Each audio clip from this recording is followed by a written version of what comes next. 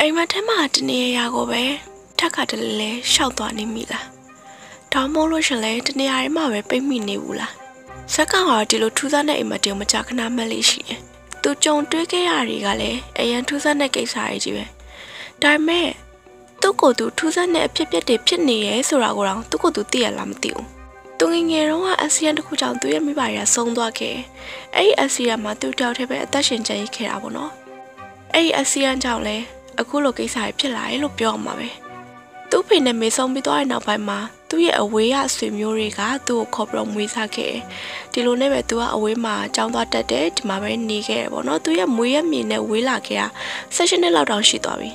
သူကသူ့မိဘရဲ့အတွက်ပြန်ပြီးတော့လက်စားချေဖို့ဒါမှမဟုတ်လို့ရှင်လဲဒီကိစ္စတွေကိုပြန်ပြီးတော့အမှန်တရားကိုပြန်ဖော်နိုင်မှုအတွက်စုံနောက်တယောက်ဖြစ်လာစေရမယ်ဆိုပြီးတော့ကြိပြုခဲ့တယ်တကယ်လဲစုံနောက်တယောက်ဖြစ်လာခဲ့တယ်သူအသက်ကြီးလာတဲ့ခါမှာပေါ့ဒါပေမဲ့လည်းသူ့ရဲ့အတိတ်ကအရေးတွေသူ့ရဲ့ trauma တွေဘယ်သူမှမယုံကြည်နိုင်တဲ့ကိစ္စတွေဒါတွေကြောင့်မဲ့သူကလုံးဝအဆုံးနောက်ကောင်းတယောက်ဖြစ်လာခဲ့ရတော့မဟုတ်ဘူးပြောရရင်အဖွဲနဲ့ပေါင်းပြီးတော့မလုံနိုင်ခဲ့ဘူးပေါ့တရားမှာတော့သူရဲ့တငယ်ချင်းတယောက်ရဲ့တိုက်တွန်းမှုနဲ့သူကမွေးရက်ကိုပြန်ပြီးတော့ဒီအမှုကိုပြန်ပြီးတော့အဆုံးသမ်းစစ်ဆေးဖို့အတွက်ပြန်ပြီးတော့ဖို့အတွက်ဖြစ်လာခဲ့ဒီလိုနဲ့ပဲသူ16နှစ်လောက်မပြန်ခဲ့သူရဲ့မွေးရက်မြေလေးကိုပြန်လာခဲ့တာပေါ့နော်သူအရွယ်ရောက်ပြီးတဲ့နောက်မှာပြန်လာခဲ့တာပေါ့အဲ့နောက်မှာတော့ဒီအမှုကိုဆောင်းလောက်တယောက်အနေနဲ့ပြန်ပြီးတော့အဆုံးသမ်းစစ်ဆေးရယ်ဘာတွေတွေ့လာမှာလဲဒီအမှုရဲ့နောက်မှာဘာတွေရှိနေရလဲဒီမှုကတပြည့်ပြည့်နဲ့အမှန်တရားပေါ်လာလေသူရဲ့လျှို့ဝှက်ချက်တရားရောဘာတွေဖြစ်လာမှာလဲသူကိုယ်တိုင်ကဘာတွေဖြစ်နေရလဲဒါတွေကိုထူးထူးဆန်းဆန်းရင်တထိတ်ထိတ်တဲထိတ်ပုံပုံနဲ့တွေ့ရမယ့် game မျိုးပေါ့နော်အရန် mystery ဆန်နဲ့တုံးထားတဲ့ animation နဲ့ graphic တွေအစလုံးဝအကျဉ်းစားကြီးနဲ့တုံးထားတယ်ပြီးတော့မြုပ်ကွက်တွေအရန်များတယ်တကယ်ကို storyline အကျဉ်းစားနဲ့ storyline မိုက်လေးမြုပ်ကွက်များလေးနဲ့storyline မျိုးစောကျင်တဲ့ကိုရီဆိုလို့ရှိရင်တော့ဒီ game လေးကို recommend ပေးရသူကအစပိုင်းကနေကလူတကိုစိတ်နှမျိုးလိုမျိုးပုံဖော်ထားရပေါ့နော်တကယ်ပဲဒီဇက်ကောင်ကဘာလဲဆိုတာအရန်စိတ်ဝင်စားဖို့ကောင်းတယ်တကယ်လဲတွေးစရာအများကြီးချပေးထားရပေါ့နော်တဖြည်းဖြည်းနဲ့မှသူကမြုပ်ကွက်တွေကိုတဖြည်းဖြည်းဖော်လာတာချက်ချင်းဟိုးတိုင်းပုံသွင်းထားတာမျိုးမဟုတ်ဘူးပေါ့နော်ဒါတော့မှသူရဲ့ storyline က 0.3.5 ပဲရှိသေးတယ်နည်းနည်းပဲရှိသေးတာပေါ့နော် mystery ဆန်နဲ့စိတ်ဝင်စားဖို့ကောင်းတယ်တစ်ဆက်တည်းမှာပဲမြုပ်ကွက်တွေအများကြီးရှိရယ်ပြီးတော့လူသတ်မှုနဲ့ဆက်ဆက်နေတဲ့ game မျိုးပေါ့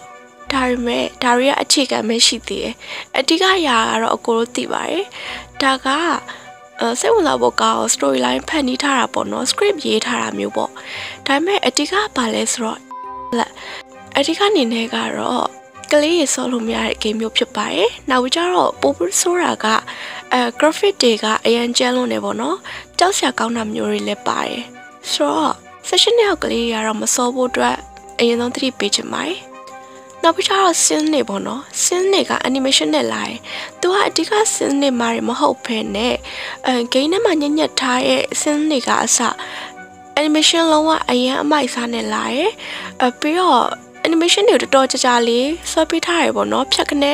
ညက်ပြီးတော့သုံးလိုက်တာမျိုးမဟုတ်ဘဲနဲ့စိတ်ရှိရှင်နဲ့ဆွဲပေးထားတာကိုတွေ့ရတယ် detail ကြရပေါ့နော်ဒါ script တွေကအစ detail ကြတယ်အရင်မိုက်တယ်ပေါ့နော်နောက်ပြီးတော့ဒီ sign ထိုးတဲ့ပုံစံတွေ cloud တွေကအစဘယ်လိုပြောရမလဲ game count တစ်ခုအများကြီးပြောခဲ့တယ်လို့ပဲပေါ့နော် game count တစ်ခုစောနေရတာအရင်သိတာစီရဲ့ခန်းစားချက်မျိုးကိုရစီမှာပေါ့သူက mission game တော့မဟုတ်ဘူး visual novel trust game ပုံစံမျိုးပေါ့နော်စာရီတော့ဖတ်ပေးရတယ်နောက်ပြီးတော့ဒီ game မျိုးကစာဖတ်တာပို့ပြီးတော့စိတ်ဝင်စားဖို့ကောင်းတယ်စာမဖတ်ဘဲနဲ့ကြော်သွားမယ်ဆိုရင်အရင်နှမျိုးဖို့ကောင်းတယ်ပေါ့နော်ပြီးတော့ကောင်မလေးလည်းရမ်းချစ်စရာကောင်းတာမို့လို့ဒီ game လေးကဆော့တာတန်စီမဲ့ game မျိုးလို့ပြောချင်ပါတယ်ညွှန်ချင်ပါတယ်သူရဲ့မကာဘိုက်ကလည်းတော်တော်လေးတော့များရပေါ့နော် 2GB လောက်ထိရှိရယ်ပေးရနဲ့တန်အောင်လဲတကယ်ကိုမိုက်တယ်ပေါ့နော်ဒါပေမဲ့ data သမားကိုရီတော့ဆိုလို့ရှိရင်တော့မတန်ဘူးဘယ်လိုပြောရမလဲဒီ game မျိုးကဘယ်လိုလိုမျိုးတော့ recommend ပို့ပြီးတော့ပေးချင်လဲဆိုလို့ရှိရင် mission game မဟုတ်လဲရရယ်အဓိက graphic တွေအရင်လှရမယ်မိုက်ရမယ်ပြီးတော့ storyline တကယ်ကိုထိထိမိမိရှိရမယ်စိတ်ဝင်စားဖို့လည်းကောင်းရမယ်မကောင်းများလည်းကိစ္စမရှိဘူးဒီလို game မျိုးဆော့ချင်တယ်ဆိုတော့အကိုရီတို့အဓိကထားပြီးညှို့ပေးချင်တာပေါ့နော်ဆိုတော့ဒီ game လေးကပြောခဲ့သလိုပါပဲ version 0.3.5မကာဘိုက်ကတော့ 2GB ကျော်ပေါ့နော် animation နဲ့လာပါတယ် choice game မှာဆိုတော့ဒီ game လေးအကြောင်းကတော့ဒီလောက်ပါပဲညီမပြောခဲ့တာလေကုန်တဲ့တလောက်ကုန်ပြီလို့ထင်တာပေါ့နော်ဒါကအပေါ်ရဲ့အကြမ်းမြင်ပြောခဲ့တာပေါ့အဒီကနေနဲ့ကတော့ဒီ game ရဲ့ intro ပုံစံလေးရယ်ပြီးတော့ဒီ game ရဲ့အသေးစိတ်အကြောင်းအရာလေးတွေရယ်စသဖြင့်ကိုပြောခဲ့တာပေါ့နော်သူရဲ့ storyline တစ်ခုလုံးကတော့ပြောဖို့ကအရင်ရှည်လို့ ਨੇ ပြီးတော့သုံးစာ complete လည်းမဖြစ်သေးဘူးပေါ့နော်အွန်ကိုရီတောင်မှနည်းနည်းလောက်ပဲရှိသေးရဲ့ဆိုတော့တခြားပြောဖို့လည်းစောနေလွန်းနေပေါ့နော်ဆိုတော့တကယ်လို့ complete ဖြစ်သွားခဲ့လို့ရှိရင်တစ်ခေါက်ပြန်လာပြီးတော့ညွှန်ပေးပါမယ်လောလောဆယ်ကတော့ဒီလောက်ပဲပေါ့နော်ဆိုတော့ဒီ game လေးကို down ချင်နေဆိုလို့ရှင်တော့အခုတင်ပေးထားတဲ့ video လေးအောက်က comment မှာပဲသွားပြီးတော့ download ရပါတယ်အားလုံးလည်းသဘောကျမယ်လို့ထင်ပါတယ်ဒီထက်ပိုပြီးတော့တခြား mission လေးရှိလို့ရှင်လည်း comment မှာမေးထားခဲ့လို့ရပါတယ်ရှင်